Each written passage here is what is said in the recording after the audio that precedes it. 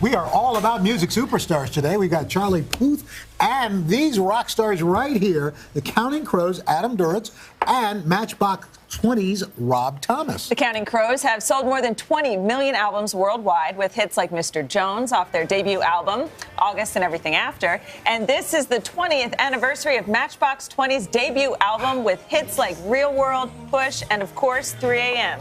And both bands are going on tour together again this summer. Good morning. Good morning. How's it going, guys? That was some intro. Right? That was. How you guys doing? I need somebody like every day to just introduce me in some way like that, just to make me feel better about myself. Totally. Yeah. It's like a this is your life kind of Yes. thing. And you're just getting started. So you guys did this tour last summer, right?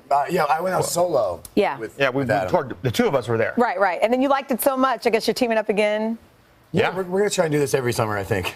We literally did squirrel ourselves away a few times last year at dinner and go, is there any way we can just do this every I summer? love that. And we figure out a way, we didn't really figure out a way, but then it just sort of fell out of the sky and happened. Y'all go in each other's buses and play video games and stuff? Is that what happens on the bus? No, we meet up in the dressing room and have a glass of wine and talk about the day's, events. A glass of wine. So things have matured, I'd say, since. Oh, yeah. I mean, since From back your in the Charlie day. days, like he's over here like, well. Yeah, 45 Grand Theft is not Auto. 25. So I would think, after all this time, and you're still seeing these huge crowds, but I bet you're seeing like a multi-generational kind of thing now. Yeah, I mean, there's in our front row, there's people there that are 65 years old because they were our age when our record first came out. And then, if there's college kids that are my age now, and they're bringing their kids, and those other people are bringing their grandkids. Like, you're starting to see them all kind of come through.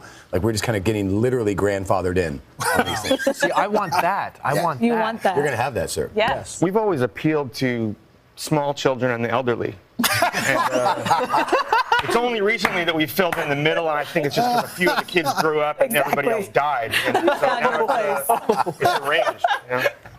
Is it true that Rob, you gave Adam a demo tape at one point? I did, yeah. It is true. Yeah, but before we knew each other, we were still a local band, and they were the first record had just started to take off, but to the point where they were playing like 1,000-seater clubs. Yeah. And there was this place in Orlando called The Edge.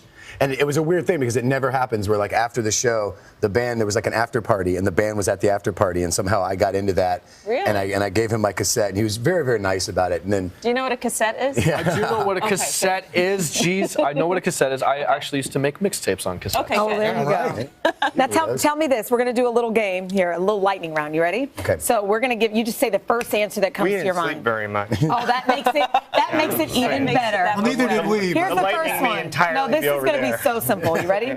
Your must-have item on the road. What would you say? Rob. I don't know. What would you say? Sincere. my dogs. Oh, what kind of Nice. dogs do you have? I have like a little Pomeranian rescue and like I think a Dachshund Terrier rescue from Puerto Rico. I'm not quite sure. Cute. Cool. Wow. Okay, which song of each other's do you wish you had written? I like that question. Good job, Al. Sullivan Street. 3 a.m. And which of each other's songs do you like to sing? Of our own songs or their Wait, songs? of each other's songs. I used to come out every night and do Rain King. That was always a lot of fun. That was always kind of great, too, because he came out and sang on a bunch of stuff last year, and every time he'd come and sing on a song, I'd think to myself, oh, yeah, that's how that goes. I've been singing it. I've been just making it up as I go along for so long. He sang, we were doing Rain King, and he did the bridge, and I literally turned to my guitar player and said, oh, yeah, that was a great melody. I've been singing it wrong this whole Yeah, time. or differently. And like, that's how it's supposed to go. Rob and Adam, thank you guys so much. We should say tickets for their tour are on sale now, right? Yes.